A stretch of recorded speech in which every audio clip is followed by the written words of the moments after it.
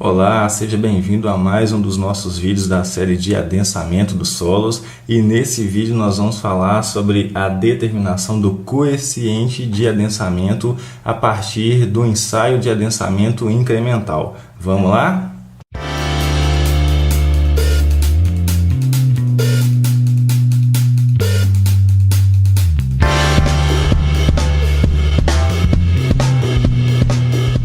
Bom, o ensaio de adensamento unidimensional era feito seguindo as normativas da NBR 12007.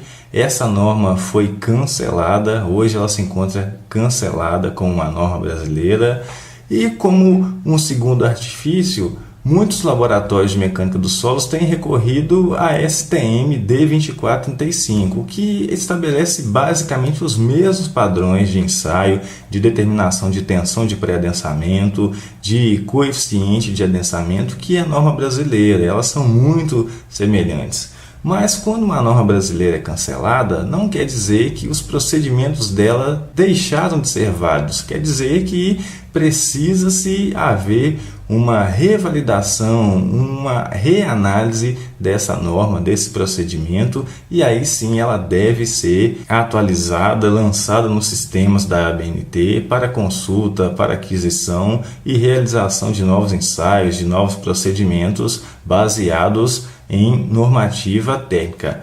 Bom, contudo, falando especificamente sobre essa determinação do coeficiente de adensamento, o que vem a ser, portanto, esse coeficiente, né? O que ele expressa? Ele expressa nada mais do que a velocidade com a qual um solo se deforma ao ser solicitado por um acréscimo de tensão. E nós já temos utilizado esse coeficiente, esse CV, nos nossos exercícios, temos falado dele nos vídeos anteriores. E ele pode ser expresso também como uma forma que relaciona a distância de drenagem, o fator tempo e o tempo necessário para que ocorra um determinado recalque. Ou seja, se você tem essa informação, se você adquire essa informação, esse coeficiente de adensamento, é possível se calcular tempos ou recalques que vão acontecer aí em uma camada adensável. Ok? Então é disso que a gente vai falar hoje, da determinação desse coeficiente de adensamento. Existem vários métodos para se obter esse coeficiente, e dois deles, dois mais consagrados, mais utilizados, são os métodos de Taylor e método de Casagrande. Qual é a principal diferença entre eles? Cada um vai trabalhar com uma específica porcentagem de adensamento. Um vai levar em consideração uma porcentagem de 90% e outro de 50%. Nós vamos ver cada um deles agora.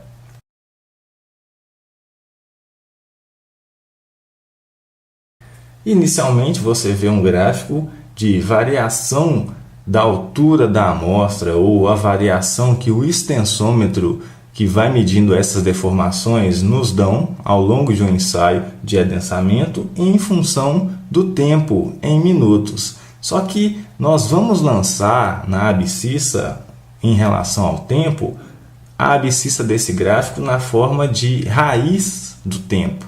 Então você vai lá preparar suas planilhas, vai realizar o seu ensaio de laboratório, vai preparar as suas planilhas com as leituras que o seu extensômetro conectado sobre a sua amostra, que vai medir essas deformações da sua amostra, ele vai ler ao longo do tempo de ensaio, à medida que você for fazendo as leituras de acordo com a norma. Então, em função de segundos específicos e, na sequência, minutos, até fechar o seu estágio de carregamento, que geralmente, no caso do ensaio de adensamento unidimensional, ele varia em torno de 24 horas de um carregamento para o outro. Então nós vamos plotar esses dados de variação de leitura do extensômetro versus o tempo em escala raiz, ok? E vamos obter uma curva que tem aproximadamente esse formato. Beleza, o que o método de Taylor vai especificar para a gente? Como determinar o T90, que é o tempo necessário para que aconteça 90% de deformação. Primeiramente, nós vamos tomar o trecho mais linear dessa curva, do início dessa curva que aglomera a maior parte dos pontos ou o maior comprimento linear, e vamos traçar uma reta que vai ligar ordenada à abscissa. É essa reta azul que vocês veem. E aí, na sequência, sobre a ordenada, onde essa reta de prolongamento tocar, isso vai representar para nós a deformação zero, o início da deformação corrigida desse adensamento. É como se esse primeiro trecho, a partir de L0 até o D0, representasse um primeiro rearranjo dos grãos, uma primeira conformação em função do acréscimo de pressão na água durante a saturação. Então, quando esse solo começa a se comportar homogeneamente, uniformemente, esse primeiro trecho seria a nossa deformação zero. Daí, o que vai acontecer? Nós vamos medir na abscissa um comprimento x, que vai da origem do gráfico até onde essa reta de prolongamento toca. A partir daí, nós vamos medir um comprimento de 15% superior a essa medida x, ou seja, a partir da origem, nós vamos contabilizar 1,15x e marcar esse comprimento sobre a abscissa. Por exemplo, se o seu comprimento x, você pode medir isso na régua, né? Se você já tiver com isso impresso ou no seu Excel, se o seu x deu igual a 6 centímetros, você vai multiplicar por 1,15, isso vai dar 6,9 centímetros. Então, sobre essa reta, você vai fazer uma marcação com 6,9 e guarda esse ponto. Bom, o que representa esses 15% ou esse 1,15? Você vai relembrar essas duas equações que foram elaboradas por Tesague, relacionando fator tempo e porcentagem de adensamento, e uma verificação de Taylor é que, se utilizarmos uma porcentagem de 90% nessas duas equações, nós vamos chegar a um erro de 1,15 em relação ao TV.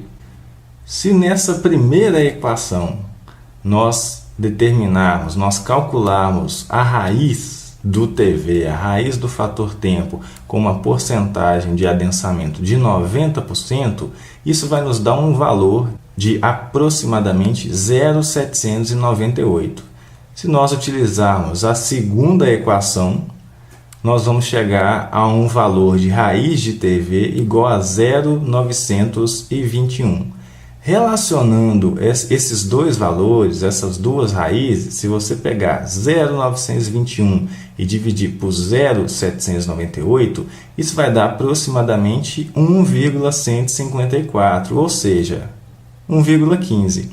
Esse 1,15, pelo método de Taylor, representa a distância entre essas duas relações, ou o erro entre essas duas relações, quando nós abordamos uma porcentagem de 90%, relacionando isso com o nosso fator tempo. Então, daí veio essa correção na curva em função desses 15%, certo? O próximo passo, então, é, nesse valor que você determinou sobre a abscissa com essa correção de 1,15, você vai ligá-lo até o D0, até o valor sobre a ordenada correspondente à deformação zero, a partir dessa reta vermelha que você vê.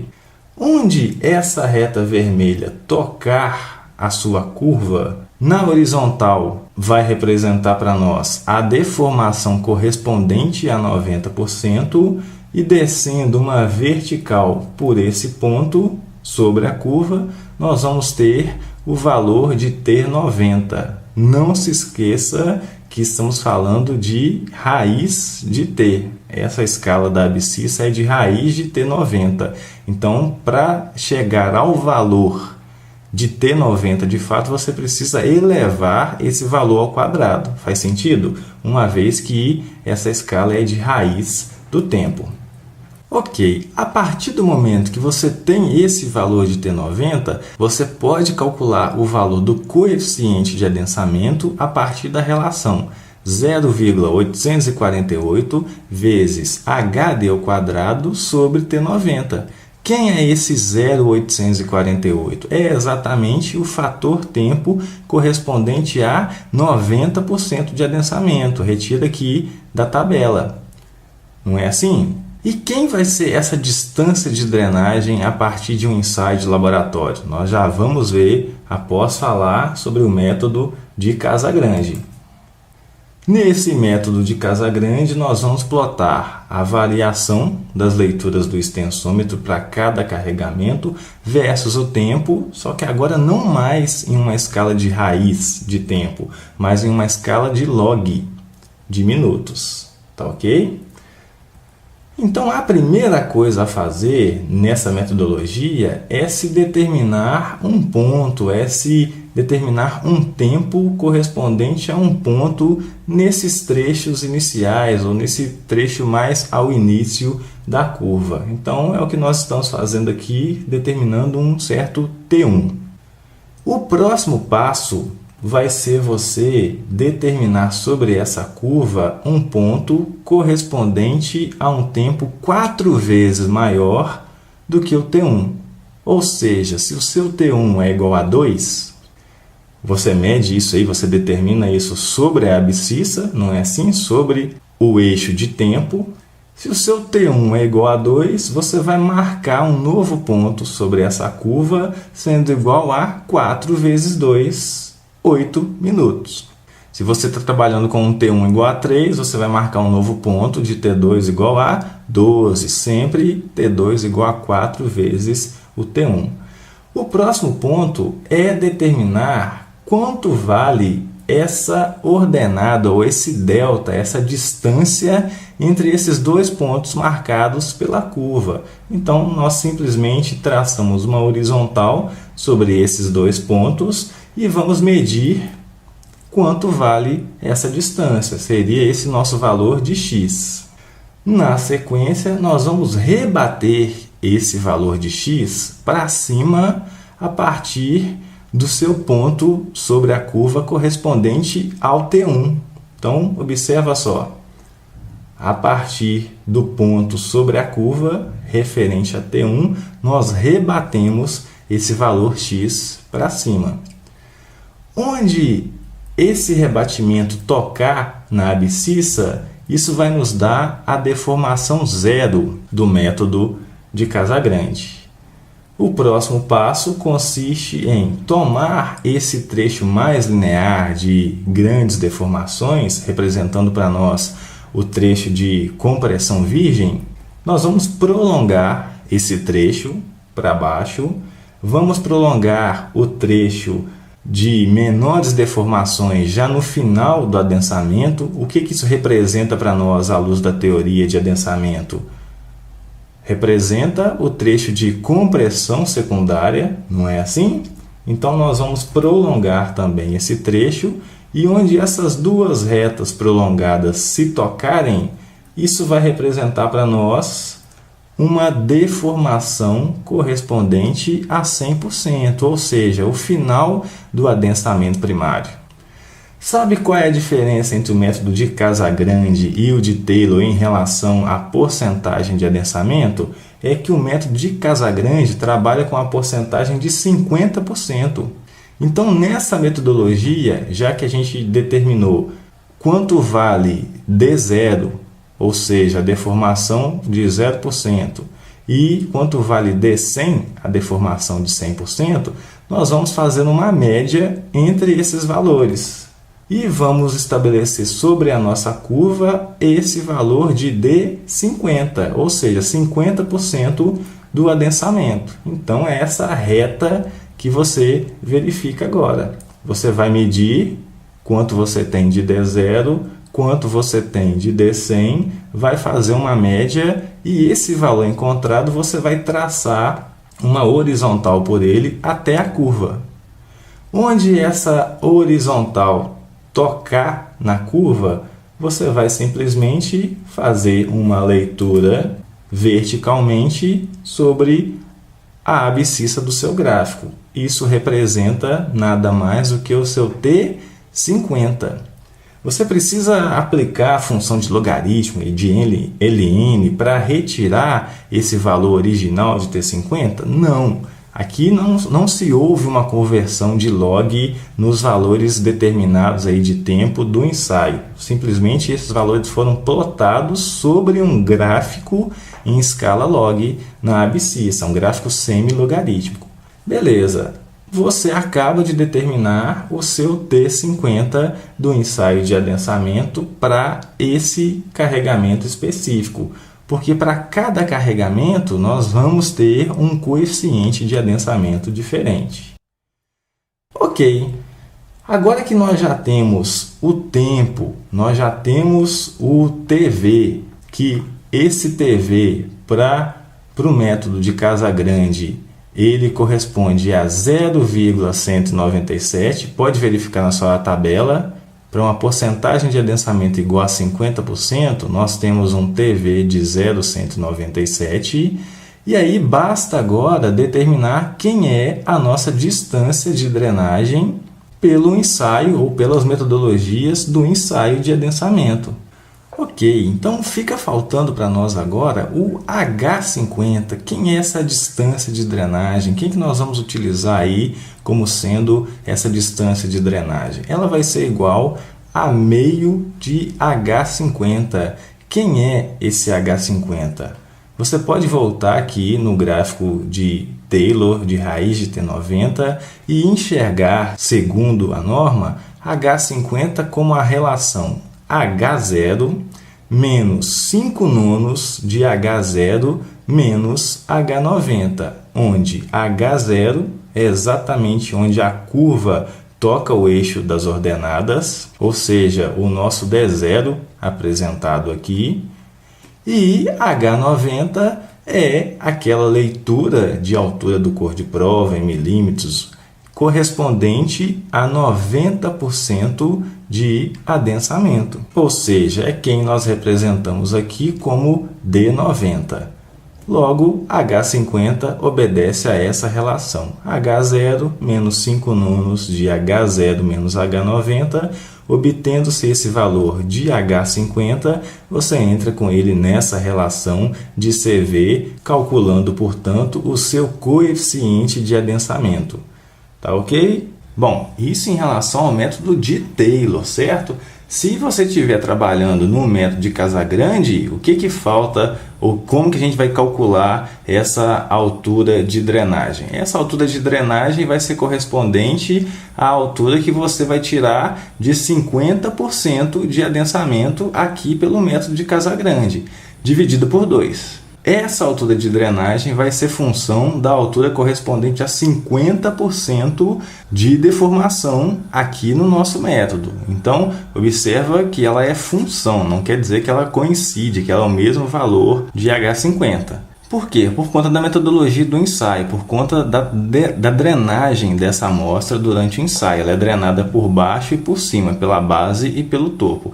Então, o interessante e o primordial aqui, que você deve entender, é que para determinar essa altura, que corresponde a esse 50% de adensamento, você tem que ter analisado, ou vocês têm que estar analisando a altura e não a leitura do extensômetro. Então, ao final de cada estágio de carregamento, você tem aí a altura, ou a cada ponto, né? A cada tempo você consegue ter a altura da amostra. Você sempre tem que estar descontando aí a diminuição dessa amostra pela leitura do extensômetro. Caso contrário, você vai plotar esse gráfico já em termos de altura aí na sua ordenada. Então, onde você teria o seu D0, a deformação correspondente a 0% em leituras de extensômetro, vai ser agora a altura correspondente ao início desse ensaio, ou seja, ao início desse carregamento, certo? Desse carregamento.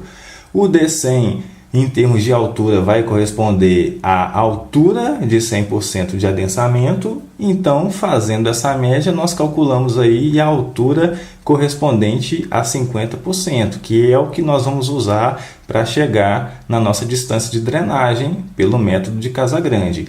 Esse H50 então vai ser a média entre 0 e 100% aí das alturas de deformação.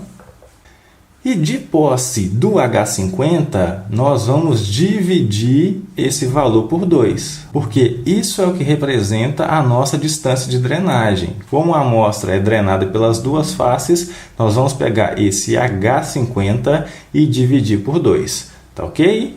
Com esse HD, função do H50, você já pode calcular o seu CV normalmente, sendo aí a relação TV HD ao quadrado ou meio de H50 ao quadrado sobre o seu T50, tá certo? É isso aí.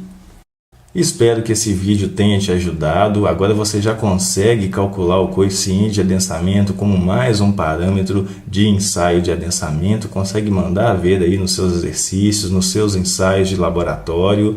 Qualquer dúvida, entre em contato conosco e grande abraço!